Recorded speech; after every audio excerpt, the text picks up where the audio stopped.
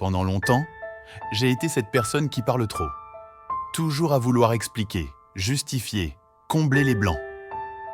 Dès qu'un silence s'installait, j'avais besoin de le remplir. J'avais peur du vide.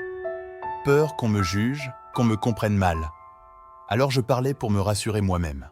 Et je ne m'en rendais même pas compte. Je croyais que je créais du lien, que je prouvais ma valeur.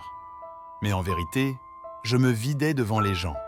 Je leur donnais accès à tout ce que je pensais, tout ce que je ressentais, y compris mes faiblesses. Ce comportement m'a coûté très cher. Des relations que j'ai étouffées, des opportunités professionnelles qui se sont envolées. Parce qu'à force de trop parler, je finissais par dire ce que je n'aurais jamais dû dire. Et un jour, j'ai compris.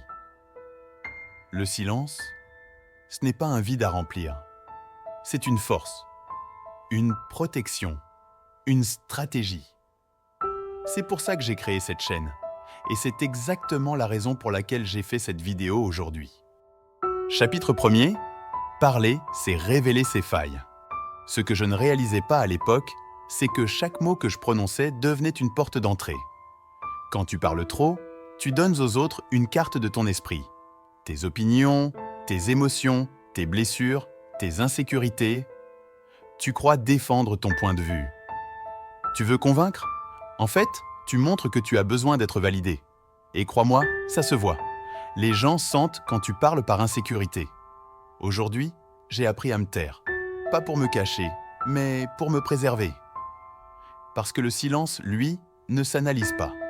Il ne trahit rien. Il laisse planer un mystère, une forme de contrôle. Je l'ai appris à mes dépens. Celui qui parle trop finit toujours par dire ce qu'il ne devrait pas. Et dans ce monde où tout peut être retenu contre toi, le silence, c'est ton dernier vrai bouclier. Pendant des années, j'ai cru que plus je parlais, plus j'avais de valeur. Je voulais qu'on m'écoute, qu'on m'aime, qu'on me respecte. Alors je remplissais les silences pour exister. Mais en réalité, je quémandais. Je demandais qu'on m'accorde une place. Je pensais que si je m'expliquais assez, si je me rendais transparent, les gens finiraient par m'accepter. Mais c'est l'inverse qui s'est produit. Plus je parlais, plus je devenais invisible. Les gens m'écoutaient poliment, puis s'éloignaient, et je ne comprenais pas pourquoi. Aujourd'hui, je sais. Le vrai pouvoir, il ne s'exhibe pas. Il n'a pas besoin de se justifier. Ce que tu dis de toi-même perd de sa valeur. Ce que tu fais taire devient mystère. Et ce mystère-là, il attire. Il impose le respect. Ce que je prenais pour de la force, mon flot de mots, n'était qu'une manière déguisée de supplier. Je croyais avoir le dessus parce que je menais la conversation. Je croyais qu'en occupant l'espace, je contrôlais l'échange. Mais j'ai réalisé, trop tard, que pendant que je parlais, les autres m'observaient. Ils m'écoutaient, me disséquaient et repéraient mes failles. Et à chaque mot, je perdais du terrain. Parce que ils se taisaient. Et leur silence me rendait nerveux. Il y a eu un moment précis, un entretien important, une relation qui comptait, un face-à-face tendu, où j'ai tout perdu, parce que je n'ai pas su me taire. Le silence n'est pas de la soumission. C'est une tactique, c'est une arme. Le plus dangereux dans une guerre, c'est celui qui ne parle pas, car tu ne sais jamais quand il va frapper. Moi, je parlais, lui, il préparait. Et quand il a parlé, il m'a achevé. Je me souviens encore de ce moment. Quelqu'un m'a attaqué, en face, injustement. Et j'ai explosé. J'ai répondu du tac au tac.